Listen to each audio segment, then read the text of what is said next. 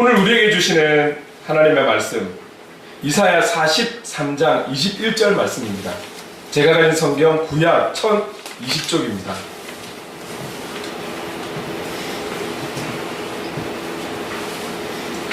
(1020쪽) 이사야 43장 21절 말씀 함께 읽도록 하겠습니다. 시작. 이 백성은 내가 나를 위하여 지었나니 나를 찬송하게 하려 함이니라. 아멘. 우리는 2주 전부터인가요? 말씀을 조금 여러분 평상시에 여러분과 잘 많이 이런 부분들을 못 나누기 때문에 또 이런 부분들이 제가 앞으로 목회에 나가는 데 있어서 가장 중심적인 부분이기도 하고요. 그래서 하나하나를 조금 강의식 내용의 것을 지금 가지고 와서 설교를 하고 있습니다. 아마 12월 말까지는 좀 그렇게 하게 될 것이고, 내년 들어서는 지난번에도 한번 말씀드렸지만 5주에 대해서는 조금 또 계속 우리가 요한복음으로 가겠지만 좀 같이 나눠야 될 좀 어떤 그런 강의나 또 초청할 분이 있으면 5주를 통해서 확 다 전부 다 그렇게 한다라는 것은 아니지만 조금씩 변화를 더 주려고 그렇게 합니다. 어쨌든 이 시간에 우리가 제일 많이 모이기 때문에 이 시간에 우리가 은혜를 받아야 하지 않겠습니까? 은혜는 우리가 다양한 거예요. 은혜는 다양한 거예요. 여러분, 오늘 우리가 찬양이라는 부분들, 제목은 찬양하라 라는 단어로 이렇게 나누게 되었는데요. 사실 저는 개인적으로 고등학교 2학년 때 교회를 나가게 되었고, 그리고 그 유지한다라는 것, 정착한다라는 것이 정말 어려운 거잖아요. 친구로 인해서, 어떤 상황으로 인해서 한 번쯤, 두 번쯤 교회는 갈 수는 있어요. 그리고 가줄 수도 있어요. 그러나 내 스스로가 누구하고 상관없이 정착해야겠다라는 마음을 갖는 것은 결코 쉽지가 않아요. 아는데, 그럼 저도 특별한 사람도 아니고 전혀 기독교적인 것을 모르고 있는 제가 그래도 정착이라는 단계까지 갈 수 있었던 것은 큰 덩어리로 이야기하면 음악입니다. 음악에서도 노래입니다. 사실은 개인적으로 그냥 그때는 전공생도 아니었고 노래가 그냥 단지 좋아서 그런데 그 노래라는 것이 너무 좋다 보니까 그냥 교회에서 부르는 그 노래의 장르가 세상에 부르는, 저는 발라드를 좋아했거든요. 어떤 사람들은 락 음악을 좋아하고 재즈 음악을 좋아하고 그렇게, 저는 발라드를 좋아했단 말이에요. 근데 이 교회 안에서 부르는 장르가 기뻐 찬양하는 이런 거를 제외하고 또 잔잔한 것들이 좀 발라드 같은 느낌. 사실은 여러분, 제가 찬양의 가사는 안 들어왔어요. 그 선율이 이쁜 거예요. 단순하면서도 이쁘고 좋은 거예요. 이게 저를 약간 제가 매력을 느끼게 된 거죠.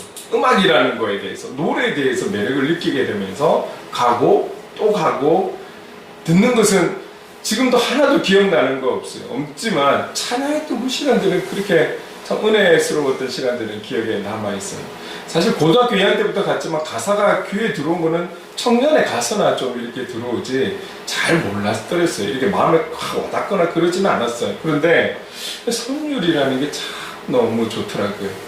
어쨌든 저는 지금까지 쭉 오면서 음악이라는, 노래라는 거에 있어서 영향을 많이 받는 것은 사실입니다. 목사니까 성경으로만, 여러분, 성경은 우리 누구나에게 필요한 가장 핵심적인 그 어떤 것과도 바꿀 수 없는 우리의 지참서가 될 수 있다라는, 그렇죠? 또 개인적인 부분에 또 은혜들은 좀 다를 수 있잖아요. 어떤 분들은 글이 좋은 분들, 또 어떤 분들은 또 영상이 좋은 분들, 여러 가지 매체를 통해서 하나님은 우리를 잘 아시기 때문에, 왜? 우리를 창조하신 분이기 때문에, 저라는 존재가 노래를 좋아한다는 걸 아시니 그렇게 인격적으로 저를 인도해 가시는 것이죠. 그래서 지금도 여러 가지 저에게도 감정이, 이런 감정 저런 감정이 흐를 때 위로가 되고 격려가 되고, 하나님께서 그 음악이라는 노래라는 도구를 통해서 말씀해 주시고 막 음성 듣게 해주시고 막 이제 그러시는 거죠. 그러다 보니까 저의 쉼은 사실은 음악을 듣는 자체가 저에게 쉼이 되는 거예요. 이제 그런 영향을 많이 받는 거죠. 근데 여러분, 물론 찬양이라는 것은 조금 또 개인적인 것과는 다른 부분들이 있습니다. 그러면 나는 노래를 못하니까, 악기를 만지는 것이 없으니까 나는 찬양과 관계없는 것인가? 아니에요. 우리가 기독교적인 부분에서 찬양을 이야기할 때는 노래만 이야기하는 것이 아닙니다. 악기만 이야기하는 것이 아닙니다. 여러분, 찬양은 또 더 큰 의미로는 읊조리는 거예요. 읊조리는. 지금 오늘 우리 이 순간에 날씨가 추움에도 저를 일어나게 하셔서 이 예배당으로 나오게 하시고 예배를 드리게 하신 하나님 감사합니다. 저의 의지와는 상관없이 하나님 붙들어 주셔서 감사합니다. 지금 제가 말한 이것이 찬양인 거예요. 고백하는 거잖아요. 나는 쉬고 싶고, 나는 좀 더 자고 싶고, 좀 더 졸고 싶고, 또 이렇게 싸늘할수록 이불 안에 있고 싶은데 일어나게 하셔서 씻게 하시고 움직이게 하셔서 예배당으로 나올 수 있도록 주장해 주셔서 감사합니다. 이게 감사 고백인 것이고 찬양인 것이죠. 주어진 현장에서 와우, 하나님, 많은 청년들이 직장이 없어서 참 힘들게 보내고 있고, 심지어는 고독사까지도 어른들만이 아니라 청년들에게도 고독사가 일어나는 이 어려운 때에 저에게 대우를 떠나서 일을 할 수 있는 곳이 있다는 것, 제가 할 수 있는, 일할 수 있는 곳이 있다는 것이 있게 해주셔서 감사합니다. 그렇게 고백을 하고 하루를 시작하셨다면 이것은 바로 그 자리, 그 현장에서의 찬양인 것이죠. 여러분, 제가 지금부터 몇 조가 될지는 모르겠지만 찬양에 대해서 이야기할 때 노래만, 어떤 선율 있는 악기만을 이야기하는 것이 아니라는 것을 좀 생각을 하시고 들어주셨으면 좋겠어요. 그렇습니다. 찬양은 이렇게 표현하는 거예요. 표현. 그 찬양의 표현 중에 하나가 노래인 거죠. 하나가 노래인 거예요. 내가 말로서 할 수 있고. 그래서 제가 새로운 찬양이 나올 때 우리가 못 따라갈 수도 있는 거예요. 저도 한 번만에 못 따라가는 곡들이 참 많아요. 그러나 가사가 보이면 그냥 가사를 읽는 것만으로도 같이 찬양하는 거예요. 같이 찬양하는 거예요. 모르니까 가만히 있고. 여러분, 그건 아니에요. 모르지만 가사를 보이니까 가사를 읽는 거예요. 같이 읽어가는 거예요. 그것이 함께 찬양하는 것이고 고백하는 것입니다. 그것을 기억하셔야 돼요. 어디 가서라도 모르는 찬양 많죠. 곡이 얼마나 많은데요. 따라가는 거예요. 읽어가는 거예요. 구별되게 성가대는 우리가 사실 들으면서 마음을 함께하면서 하나님 앞에 영광을 돌리는 거죠. 요거는 조금 다른 개념의 부분입니다. 찬양이라 할지라도. 그렇지만 나머지 부분들은 우리가 충분히 처음 듣는 곡이라 할지라도 함께 할 수 있다는 것을 잊으시면 안 되는 거예요. 자, 그렇다면 여러분, 이런 말이 있어요. 그리스도인은 기도와 찬양의 질로 그 영적 온도를 잴 수 있다. 기도와 찬양의 어떤 모습들을 통해서 그 사람의 신앙을 절대적인 것은 아니지만 어느 정도는 알 수 있다. 느낌이 온다. 이제 이런 표현이잖아요.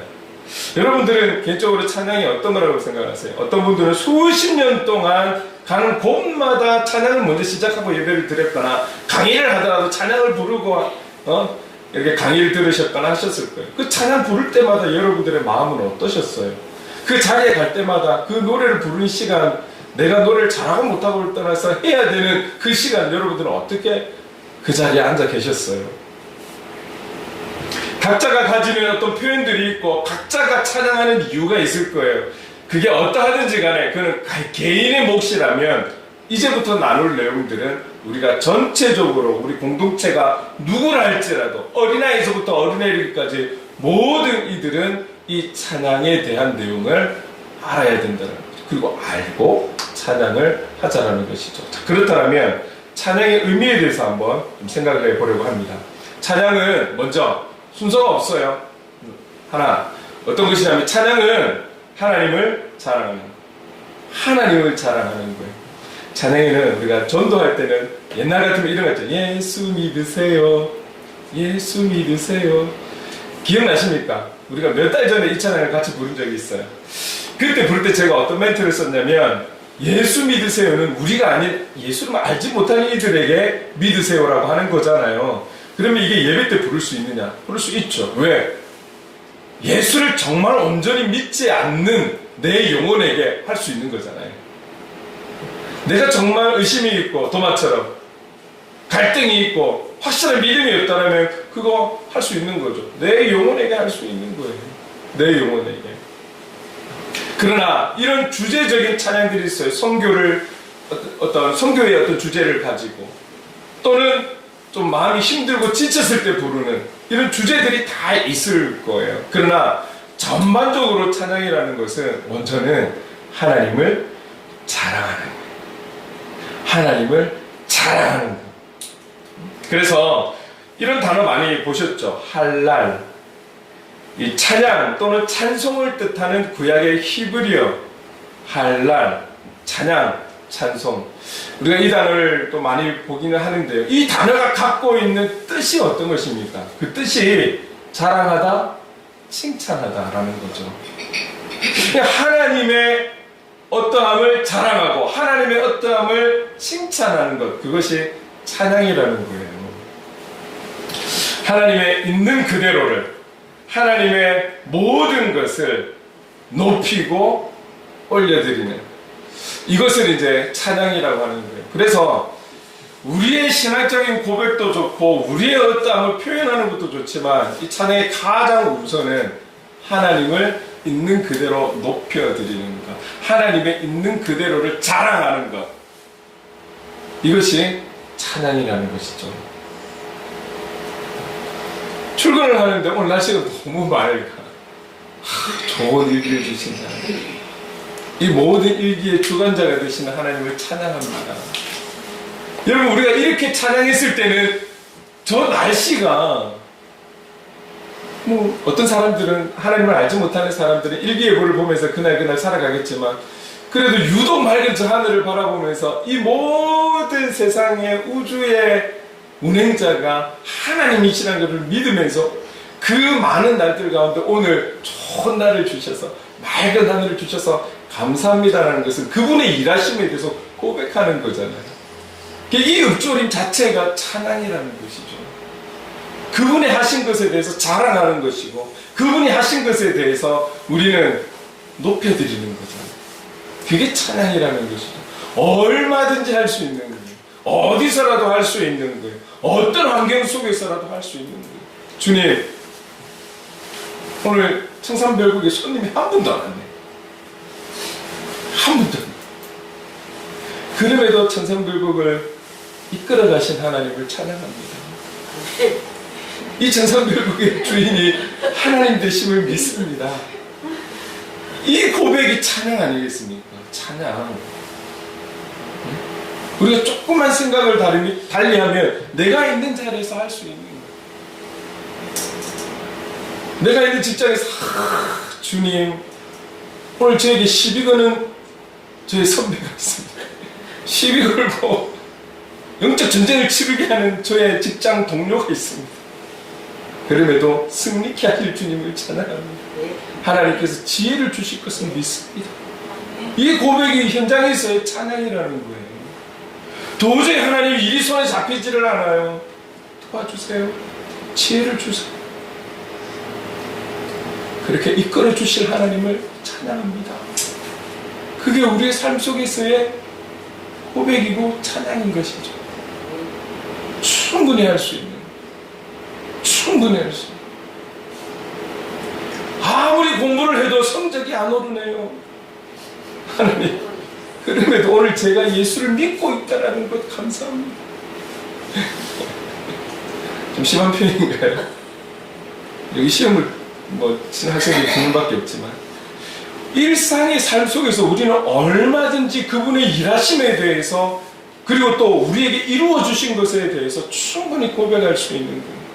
사실 많은 경우는 저희들이 이사를 되게 많이 했어요.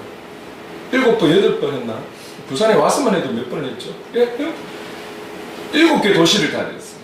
7개의 도시를 다녔는데 너무 가진 게 없고 우리 스스로 할 수 있는 것이 없다 보니 하나님의 역사가 필요했습니다. 저희들이 움직일 때마다 하나님의 도우심이 정말로 필요했어요. 그런데 어떻게 가서 나중에 들어보면, 이래서 하나님께서 옮기셨구나, 이래서 2달 전에 그 일들이 생겼구나,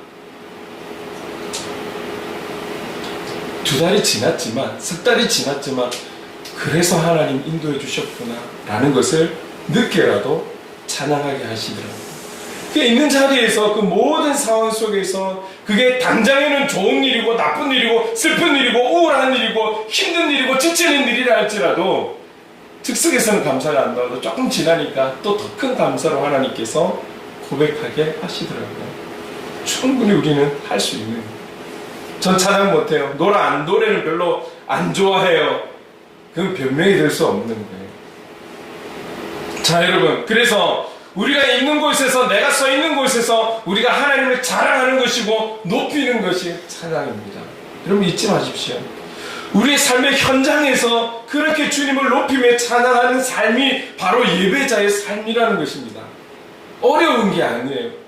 거기서 뭔가 숙제를 해야 되는 것이 예배자가 아니라, 삶의 예배자가 아니라 있는 그대로를 주님 앞에 표현하고 내가 믿는 믿음으로 그분의 일하심에 대해서 고백하고, 그래서 결국은 우리가 나의 뜻대로가 아닌 하나님의 뜻대로 인도해 주실 것에 대해서 감사하고 찬양하는 것이, 그분의 일하심에 대해서 인정하는 것이 찬양인 것이고, 그렇게 살아가는 하루하루의 삶이 예배자의 삶이라는 것입니다.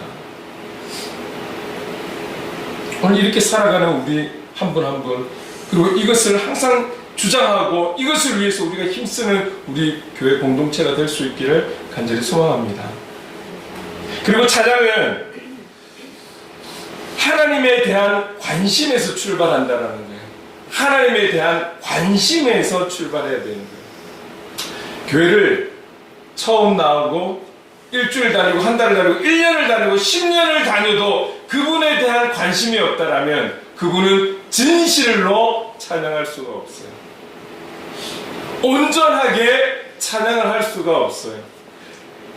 발걸음은 출석은 했는지 모르겠지만 예배를 받으신 그 하나님에 대한, 삼일째 하나님에 대한 관심이 없다라면 정말 죄송한 말이지만 온전한 찬양을 할 수가 없어요. 그냥 따라서 노래를 하는 거죠. 여러분, 하나님을 찬양함에 있어서 정말 중요한 것이 뭐냐면 그분에 대한 깨달음이 있어야 돼요. 그분에 대한 깨달음이 있어야 돼요. 그리고 그분에 대한 믿음이 있어야 돼요. 그럴 때 온전하게 찬양할 수 있는 것이죠. 조금 전에 말씀드렸던 우리가 생활상에서 고백할 수 있는 것은 전제가 무엇입니까? 내가 내 삶 속에서, 아니면 예배를 통해서, 말씀을 통해서, 찬양을 통해서, 무엇을 통해서든 그분에 대해서 깨달았을 때 내 삶의 현장에서 고백이 되는 거죠. 그분에 대한 나의 믿음이 있을 때의 현장에서, 그런 상황 속에서도, 각각의 상황 속에서도 찬양할 수 있게 되는 것이지, 이런 관심이 없고 깨달음이 없고 믿음이 없는데 현장에서 찬양이 안 되죠. 함께 모였을 때도 안 되죠. 될 수가 없죠. 노래라는 거예요. 그냥 노래. 그분에 대한 깨달음, 하나님에 대한 깨달음을 우리가 가지고 있는 지적인 수준을 가지고 그분이 깨달아지는 것은 아닙니다. 우리의 지적 수준을 가지고 이 성경 66권을 봤을 때 다 깨달아질까요? 깨달아질까요? 이 속에서 나에게 주시고자 하는 메시지가 다 깨달아질까요? 그분의 성품에 대해서 깨달아질까요? 여러분, 그분에 대한 관심은 그분이 가지고 계신 성품과 그분의 일하심에 대한 관심인 거예요. 그 관심이 있고 사모함이 있을 때 성령님께서 깨닫게 하시는 거예요. 우리가 성경을 볼 때에 묵상도 중요하고 다독도 중요하고, 그러니까 너무 한쪽으로만 치우쳐지지 않게 우리가 성경을 보시면 됩니다. 그런데 너무 하나가 잘 이해가 안 된다라고 해서 넘어가지 않고 하면, 집착하게 되면 여러분 성경 다 볼 수가 없어요. 볼 수가 없어요. 묵상을 하다가 때로는 성령님께 맡기고 넘어가는 지혜도 필요합니다. 성경을 쭉 읽어가야 되는데 이미 창세기 1장 1절에서부터 탁 막혀버리면 못 읽습니다. 그런데 다독하다 보면, 많이 읽다가 보면 어느 순간에 그 내용들이 시간이 지나면서 깨달아지는 은혜가 있는 거예요. 그게 우리가 다 이해할 수 없는 성령님의 일하심이 있다는 거죠. 이 성령님의 도우심이 있을 때 우리는 그 말씀 하나하나가 깨달아지는 것이고 우리의 삶의 경험들이 깨달아지는 것이고, 내가 아싸 하고 넘어갈 수 있는 것도 아싸가 아니고 이게 하나님의 인도하심이었구나라는 것을 성령님께서 깨닫게 하실 때에, 여러분 그럴 때에 우리는 찬양하지 않을 수가 없는 것이죠. 하나님이 하셨다라는 사실을 알게 되면 찬양하지 않을 수가 없다라는 거예요. 오늘 우리가 그분에 대한 믿음을 갖게 되면 우리는 그분을 찬양하지 않을 수가 없다라는 것이죠. 성령 하나님의 도우심이 분명히 필요한 거예요. 그래서 깨달음을 가지고 그 깨달음 속에서 그분을 향한 믿음이 우리 안에 채워져 갈 때에 사실 찬양은 그 깨달음과 하나님을 알아감과 그분에 대한 믿음을 가지고 찬양을 하게 되어 있는 것이죠.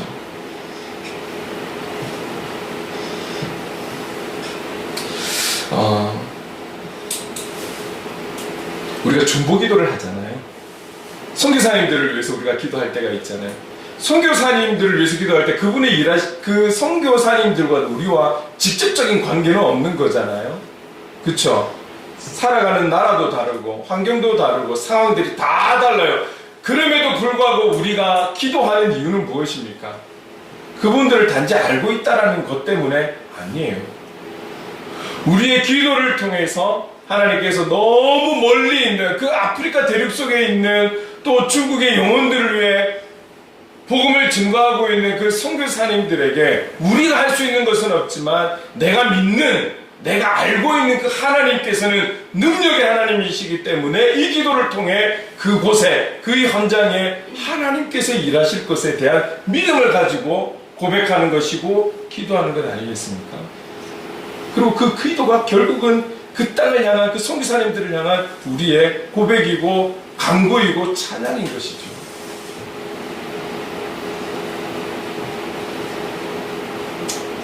그렇습니다. 그래서 이런 찬양들이 아주 중요한 거예요. 근데 이 찬양의 시작은 그분에 대한 관심에서 출발한다라는 거예요. 여기는 거의 우리가 흔히 말하는 초신자라는 분들은 거의 잘 안 계세요. 우리 최근에 세례를 받은 우리 두 분 같은 경우에는 이제 또 알아가야 될 것이 많지만 이것은 조금 더 알고 덜 알고 있는 그 차이지 우리도 다 마찬가지인 거예요. 주님 부르시는 그날까지 공부를 해도 우리는 다 알 수가 없어요. 네, 마찬가지예요. 그렇다면 오늘 우리가 할 수 있는 가장 아름다운 일은 바로 하나님을 끝까지 찬양해 가는 거예요. 여러분, 이 찬양은 우리가 살아있을 때만 찬양하는 것이 아니라 우리가 하나님 나라에 가서도 영원히 할 수 있는 것이 바로 이 찬양이라는 거 잊지 마십시오.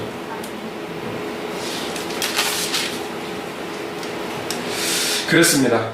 하나님에 대한 관심에서부터 출발을 하는 거예요. 자, 그런데 그 뒤에 한 가지를 보면 찬양은 하나님에 대한 놀라움으로 표현된다라는 거예요. 하나님에 대한 놀라움으로 표현된다라는 것. 자, 하나님을 알아가요. 하나님께서 주시는 깨달음으로 하나님을 알아가고 우리가 믿음이 생겨서 그분을 향한 믿음을 가지고 살아가면서 하나님을 찬양하는 우리에게 정말로 그런 마음을 가지고 주님을 찬양한다라면 당연히 그래야 할 것, 당연히 그래야 할 찬양이지만 표현이 되어진다라는 거예요. 표현이. 하나님의 일하심에 대한 표현이 되어야 한다라는 거예요. 우리가 조금 전에 서로 축복하면서 우리가 찬양하는데 찬양을 했죠. 노래를 했죠. 정말 그 제대로 된 표현이에요. 그 찬양은 예수의 이름으로 우리가 서로를 축복하는 찬양이에요. 자, 그렇다면 축복을 해야죠. 예수의 이름으로. 그런데 저만 바라보고 계시면 저에게 축복해 주시는 것도 좋으나 그 시간만큼은 같이 지체들을 바라보면서 한 번만 쑥 훑어봐도 다 싹 지나가잖아요. 예. 알 수 있는 그런 상황이잖아요. 서로를 축복할 때는 표현이 있어야 돼요. 그를 향해서 그리고 그분의 상대의 눈을 바라보면서 축복하고 예수 이름으로 축복하고 축복으로 찬양하고 그런 표현들이 필요하다라는 거예요. 여러분 그렇습니다.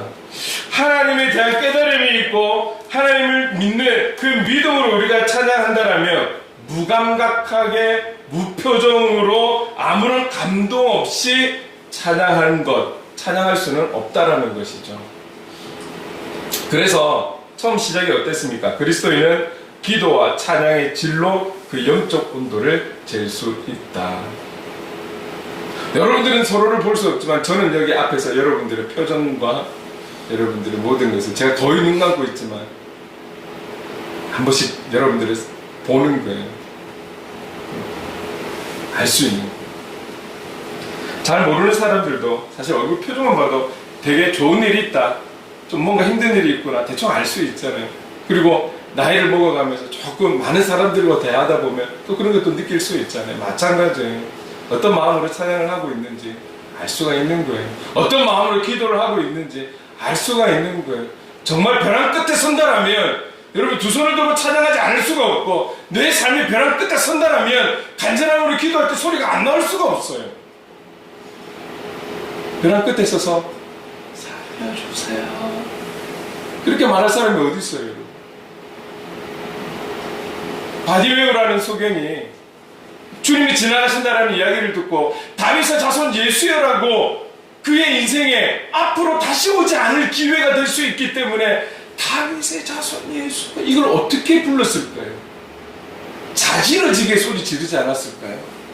여러분 우리가 그 상황들을 한번 기억해 보세요. 그냥 바디메오가 소리쳤다 글로만 생각하지 마세요. 그 사람의 그 입장을 보세요. 눈을 뜨지 못하는 사람이 소문의 그 예수님, 많은 병자들을 살리시고 먹이시고 한 그 예수님이 자기 있는 주위에 지나가시자 사람들이 소리치는 거예요. 예수님 오신다, 예수님 오신다. 그 이야기를 들었을 때 그는 그의 젖먹던 힘을 다해서 그분이 나를 도와주시기를 바라면서 엄청나게 그가 할 수 있는 최대 소리로 다윗의 자손 예수님 나를 불쌍히 여기소서. 여러분 간절함이 있으면 기대함이 있으면 표현을 하게 되어 있는 거예요.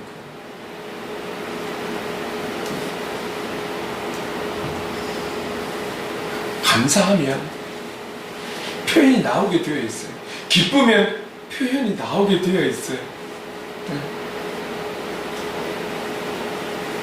그 하나님의 놀라움과 역사심과 그분을 알아가면 알아갈수록 그분에 대해서 더 모르겠고, 왜? 너무 위대하시고 너무 깊으시고 너무 넓으시고 너무 높으신 분이라서 감히 나라는 존재가 그분 앞에 있다라는 것이, 말씀 앞에 있다라는 것이 얼마나 나라는 존재가 어떤 존재인 걸 알게 되면 그분의 위대하심에 대해서 표현 안 할 수가 없다라는 것이죠. 그 십자가의 사랑이 정말 나에게 와닿는 사랑이라면 그 십자가를 우리가 생각할 때 우리의 마음에 펑크라고 받을 수 없는 그 은혜 속에 받아서 우리가 용서받은 죄인으로 살아간다는 것을 믿는다면 여러분 그분에게 손을 들고 찬양하지 않을 수가 없는 것이죠.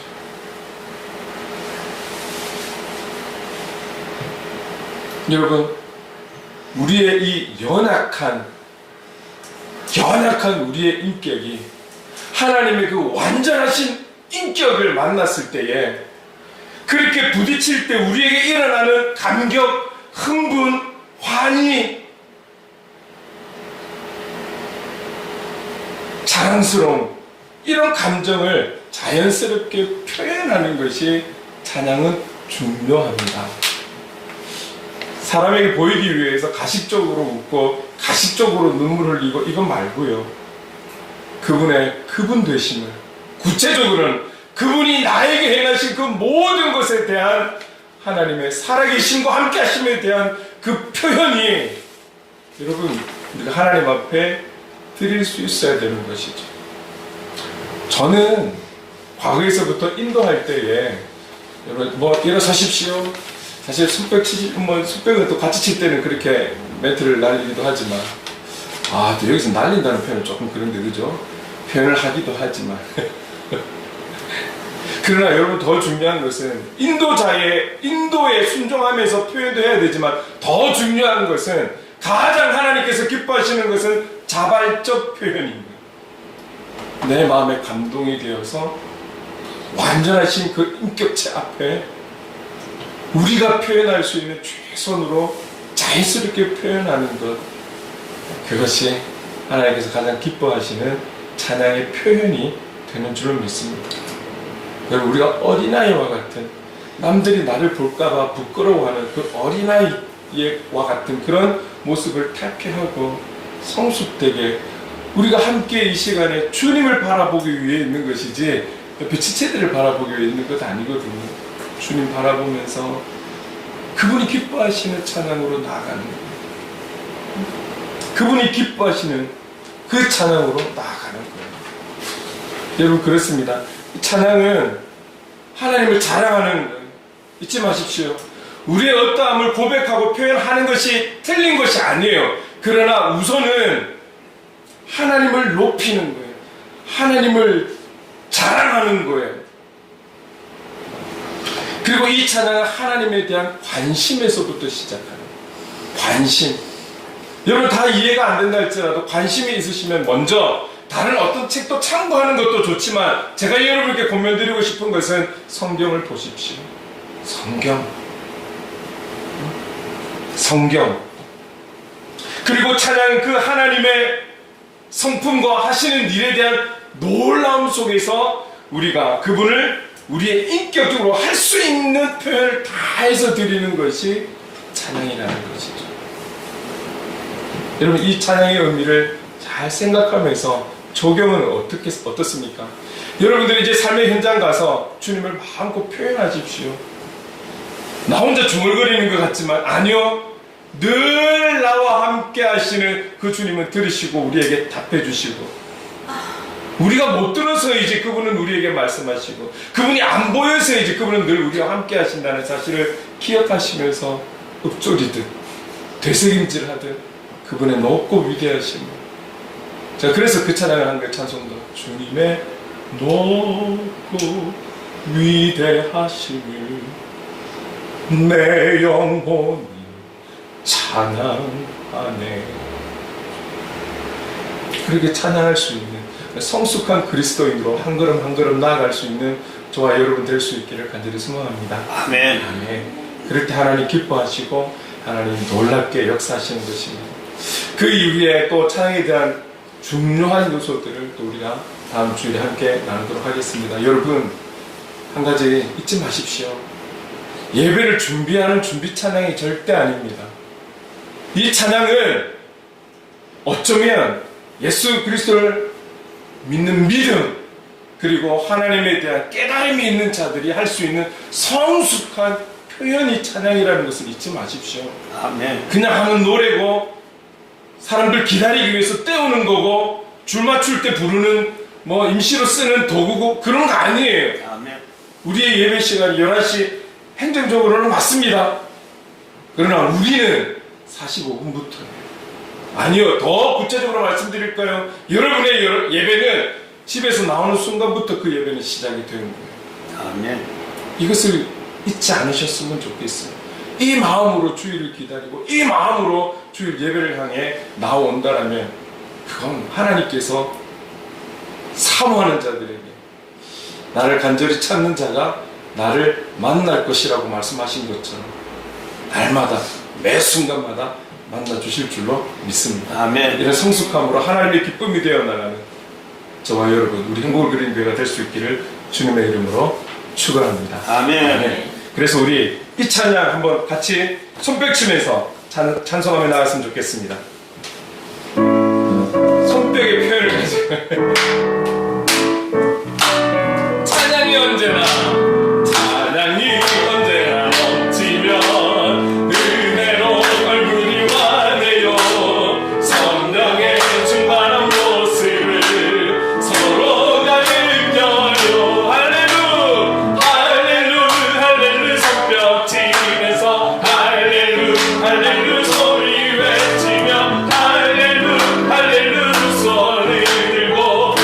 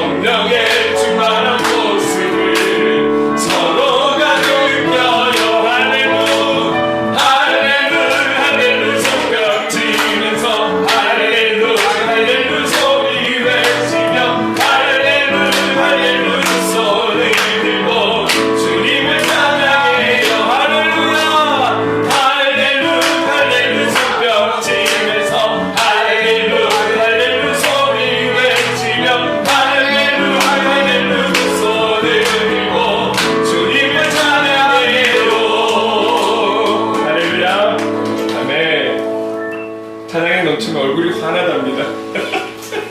저는 여기서 다 봤습니다. 궁금하시면 저에게 물어보십시오. 어떻게 하는지 다 알려드릴게요. 여러분 그렇습니다. 분명하게 말씀을 드릴 수 있는 것은 찬양을 하며 하나님 기뻐하시는 찬양을 하게 되면 정말 그렇습니다. 얼굴에 미소가 나오게 되어 있습니다. 진짜로 환해집니다. 제가 잘생긴 건 아니잖아요. 잘생긴 건 아닌데 늘 찬양 듣고 찬양으로 살아가려 하고 저 또한 여러분들처럼 삶의 예배자가 되려고 많이 힘을 노력을 하고 있습니다. 그럴 때 우리가 깨끗하게 씻어서 환해지는 것이 아니라 우리 내면의 하나님의 그 빛이 우리를 통해서 얼굴에 나타나게 하시는 것이죠. 지금도 이 영상을 보고 있는 한 자매가 얼마 전에 그러더라고요. 목사님은 그 얼굴이 잘생겼다고 한 번도 이야기 안 했어요. 안 했는데 그 얼굴에 그 미소가 너무 보기 좋다라고 이렇게 이야기를 하더라고요. 그러면서 제가 어느 순간에 제가 영상을 한번 이렇게 또 보니까 찬양하는데 계속 웃고 있고 미소 짓고 있고 하더라고요. 여러분에게 보이고 싶은 마음이 없습니다. 저 영상으로 보는 사람들에게 보이려고 하는 것이 아닙니다. 너무 감사해요. 너무너무 감사해요. 여러분 그런 마음으로 여러분 삶의 현장으로 나가십시오. 그 기쁨으로 그 은혜로 그 감사로 나가십시오. 그럴 때 하나님께서 여러분들을 통해 또 하시고자 하는 그 일들을 그 현장에서 이루어 가실 줄로 믿습니다. 그것이 우리의 사명인 것을 잊지 마시고요. 이 한 주도 승리하며 나갔으면 좋겠습니다. 우리가 오늘 주신 말씀을 짧은 부분이었지만 여러분 기억하면서 함께 좀 기도를 했으면 좋겠습니다. 찬양의 의미가 하나님을 자랑하는 것입니다. 하나님을 칭찬하는 것입니다. 그리고 이 찬양은 하나님에 대한 관심에서 출발합니다. 이 관심을 가지면 하나님의 소품과 하시는 일에 대한 관심을 가지게 되면 결국은 그분에 대한 놀라움으로 표현이 되게 되어 있습니다.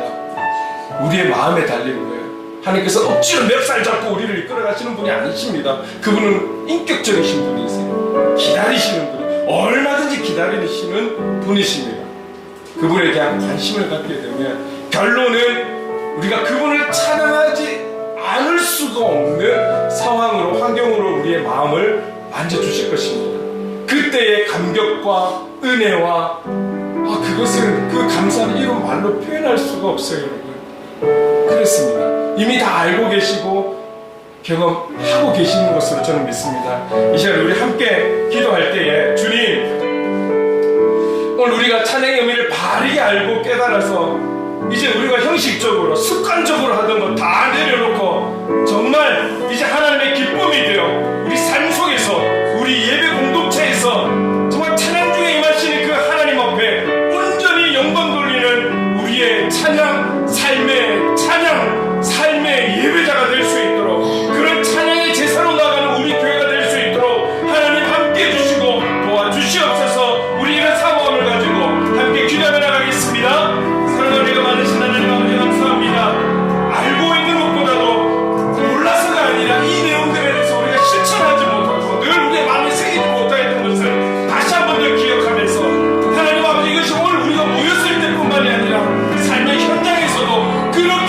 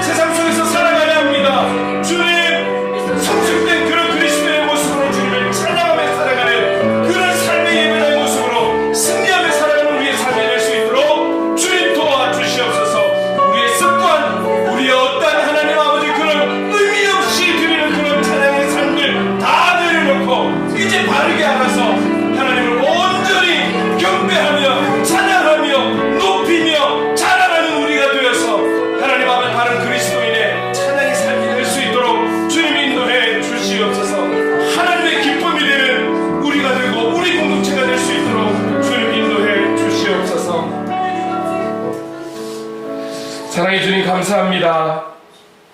바른 찬양의 삶을 살아가는, 예배자의 삶을 살아가는 여기 있는 우리 모두가 되고, 여기에 우선순위로 삼고 나아가는 우리 행복을 그리는 교회 공동체가 될 수 있도록 주님 인도해 주시옵소서. 주님, 우리만의 어떤 만족을 위한 노래, 우리만의 만족을 위한 찬양이 아니라 하나님의 그 임재 안에 깊이 나아갈 수 있는 그런 개인과 교회 공동체의 예배요, 삶의 예배자의 삶이 될 수 있도록 인도해 주시옵소서. 예수님의 이름으로 기도드립니다. 아멘. 아멘.